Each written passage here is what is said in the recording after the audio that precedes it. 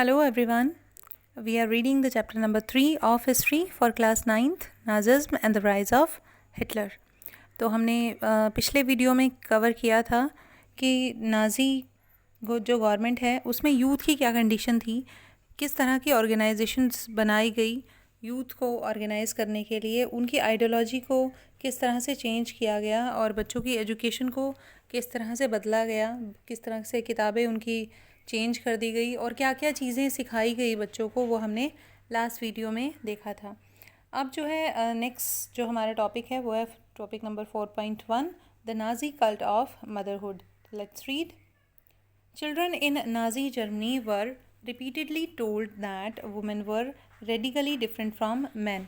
Nazi Germany में ये दिखाया जाता था कि जो वुमेन है वो मैन से बिल्कुल अलग है, यानी उनको अलग अलग स्टेटस प्रोवाइड किया जाता था by the Nazi government. The fight for equal rights for men and women that had become a part of democratic struggle everywhere was strong and it would destroy society. तो ये कहा गया था कि अगर ये इक्वल राइट की जो फाइट है ये चलती रहेगी तो हमारी सोसाइटी जो है वो डिस्ट्रॉय हो जाएगी. That means there is no equality between man and women. While boys were taught to be aggressive, masculine and steel-hearted, girls were told that they had to become a good mothers and rear pure-blooded iron children. तो boys को ये सिखाया जाता था कि उनको जो है बिल्कुल स्टील हार्टेड रहना है, उनका दिल जो है वो पत्थर का होना चाहिए, और गर्ल्स को उनको मैस्कुलाइन होना चाहिए बॉयज़ को, और एग्रेसिव होना चाहिए. जबकि गर्ल्स को ये सिखाया जाता था कि उनको एक अच्छी मदर बनना है और उनको प्योर ब्लडेड जो आर्यन किड्स हैं यानी जो जर्मन्स हैं उनको पालना है. और girls had to maintain a purity of race, तो उनको बिल्कुल प्योर रहना है, प्योरिटी ऑफ रेस को मेंटेन करके रखना है.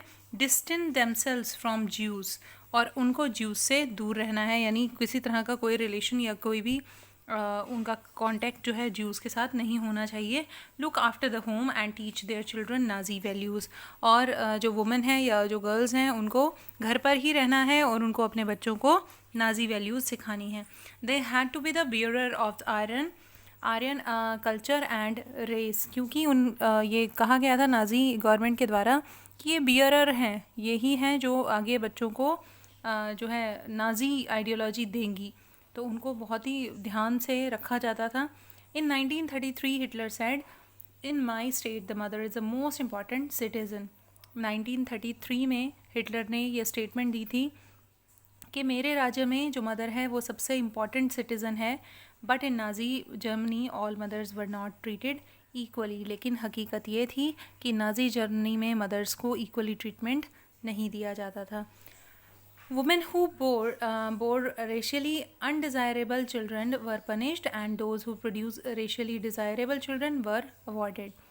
जो औरतें डिज़ायरेबल चिल्ड्रन को जन्म देती थी उनको अवार्ड दिया जाता था, जबकि जो अनडिज़ायरेबल चिल्ड्रन को बर्थ देती थी या जन्म देती थी उनको पनिश किया जाता था. और अनडिज़ायरेबल और डिज़ायरेबल का मतलब है, यानी जो औरतें जर्मन जैसे दिखने वाले बच्चों को, जर्मन जो मूल जाती थी वहाँ की, तो उनके जैसे दिखने वाले बच्चों को अगर जन्म देती थी तो उनको अवार्ड दिया जाता था. लेकिन अगर कोई जर्मन महिला भी है, अगर उसका बच्चा जो है जर्मन जैसा नहीं दिखता तो उसको पनिश किया जाता था, क्योंकि उस बच्चे को अनडिज़ायरेबल कैटेगरी में रख दिया जाता था. They were often given favored treatment in hospitals and were also entitled to concession in shops and on theatre tickets and railway fares. तो जो महिला डिज़ायरेबल चिल्ड्रन को जन्म देती थी उनके साथ बहुत ही फेवर्ड ट्रीटमेंट किया जाता था. हॉस्पिटल्स में भी उनको शॉप्स पे कंसेशन मिलते थे, उनको थिएटर टिकट्स भी दी जाती थी, रेलवे का जो फेयर था वो भी उनका माफ़ था. तो काफ़ी सारी उनको फैसिलिटीज़ दी जाती थी अगर एक महिला के जो बच्चे हैं वो जर्मन जैसे दिखते हैं तो. To encourage women to produce many children, और ये सब क्यों किया जा रहा था कि ताकि जो वुमेन है वो ज़्यादा से ज़्यादा चिल्ड्रन जो है वो पैदा करे. ऑनर क्रॉसेस वर अवॉर्डेड, और जो भी जर्मन बच्चों को पैदा करती थी उनको ऑनर क्रॉस दिया जाता था अवार्ड में. A bronze cross was given for 4 children. अगर किसी महिला के 4 जर्मन बच्चे होते थे तो उसको एक ब्रॉन्ज क्रॉस दिया जाता था, और अगर 6 होते थे तो सिल्वर, और अगर 8 या इससे ज़्यादा बच्चे होते थे और जो जर्मन जैसे दिखते थे, जो डिज़ायरेबल थे, और उनको गोल्ड क्रॉस दिया जाता था। तो इस तरह से अवार्ड दिया जाता था वुमेन को for bearing the child. All Aryan women were deviated from the prescribed code of conduct was publicly condemned, the severely punished. Those who maintained contact with Jews, Poles, and Russian were paraded through the towns with shaved heads and blackened face, and placard hanging around their necks announcing, "I have sullied the honour of the nation". तो ये कहा गया है कि जो भी उनको एक कोड ऑफ कंडक्ट फॉलो करना पड़ता था, जो भी वुमेन उस कोड ऑफ कंडक्ट को तोड़ती थी, जो ज्यूज से मिलती थी या उनसे रिलेशन रखती थी, तो उनको जो है बहुत ही बुरी सज़ा मिलती थी। ज्यूज से भी, पोल से भी और रशियन से भी उनको बिल्कुल कांटेक्ट की मनाही थी। तो अगर कोई औरत ऐसा करती थी तो उनको बहुत बुरी सज़ा मिलती थी। उनका जो हेड था वो उसको शेव कर दिया जाता था, उनके फेस को ब्लैक करके उनके गले में एक कार्ड जो है लटका दिया जाता था जिस पर लिखा होता था, "I have soiled the honour of nation". That means के मैंने इस जो देश है उसकी गरिमा को आहत किया है। Many received jail sentence and lost civic honor as well their husbands and family for this criminal offense। अगर कोई औरत ऐसी करती है तो उसको जेल में डाल दिया जाता था, उसके सारे सिविल राइट्स दे लिए जाते थे, उसको उसकी फैमिली से अलग रखा जाता था। तो ये तो थी औरत की कंडीशन, मदर्स की condition in the Nazi Germany. तो आगे हम पढ़ेंगे the art of propaganda. The Nazi regime used the language and media with care and often to great effect. The terms they coined to describe their various practices are not only deployed। तो media को बहुत ध्यान से use किया जाता था Nazi Germany में, और क्योंकि जो मीडिया रिफ्लेक्ट करेगा, ये नाजी भली भांति समझते थे कि मीडिया जो रिफ्लेक्ट करेगा वही रिफ्लेक्ट होगा, वही जनता पे जाएगा। They are chilling Nazis never use the word kill और murder in their official communication. तो नाजी ने बहुत ही सावधानी बरतते थे वो, और कभी भी अपनी कन्वर्सेशन के दौरान या अपना जो भी कम्युनिकेट करते थे या जो भी राइटिंग्स उस दौरान होती थी न्यूज़पेपर की या किसी भी चीज़ में, वो किलिंग वर्ड यूज़ नहीं करते थे, मर्डर वर्ड यूज़ नहीं करते थे। उसके जगह पर वो कुछ और शब्द थे जो इस्तेमाल किया करते थे। वो क्या थे? मास किलिंग वर टर्म्ड एज स्पेशल ट्रीटमेंट। अगर कहीं पर मास किलिंग हुई है तो वहाँ पर लिखा जाता था special treatment, final solution.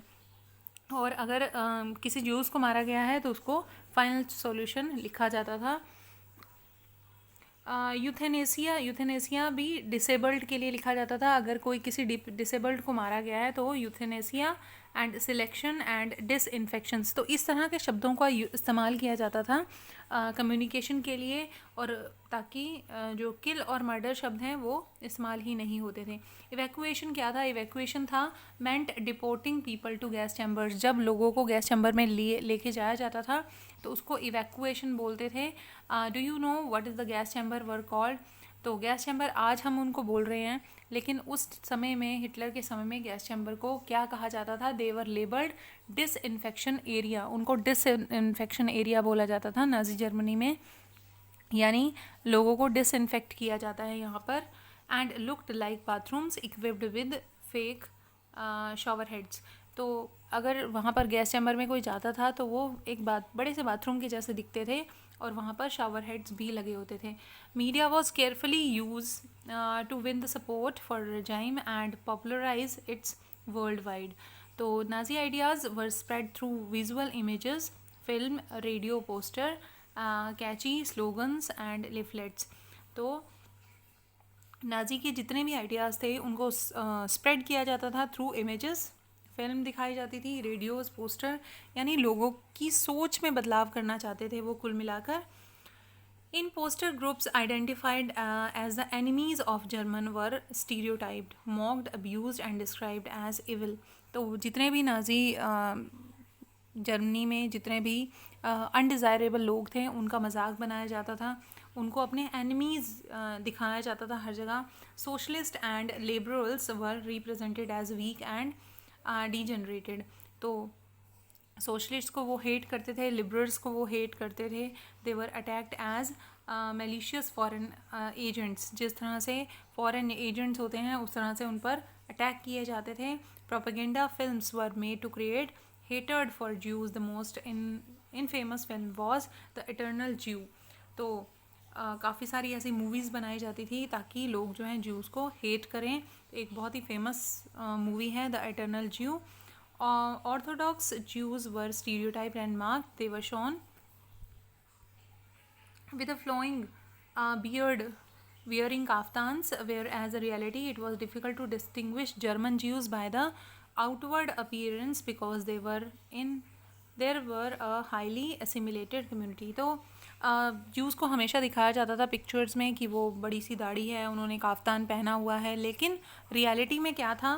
Reality में अगर हम वहाँ पर जाकर जर्मन और ज्यू को देखते हैं तो वो बिल्कुल सिमिलर कम्युनिटी थी. वो इतना घुल मिल गए थे एक दूसरे से कि पहचानना मुश्किल था कि ज्यूज़ कौन है और जर्मन्स कौन है.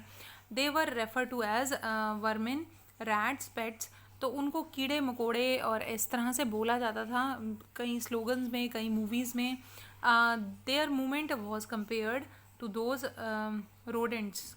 तो कीड़े मकोड़ों से उनकी मूवमेंट को कंपेयर किया जाता था. Nazism worked on the minds of people and trap their emotions. तो नाजिज्म ने लोगों के माइंड पे काम किया, उनके इमोशंस के साथ खेले हैं, वो उनको ट्रैप किया है. And turn their hatred and anger at those marked as undesirable. और लोगों की जो नफ़रत है वो उस तरफ मोड़ दी कि अनडिज़ायरेबल को ख़त्म कर दो. The Nazi made equal efforts to appeal all the different sections of the population.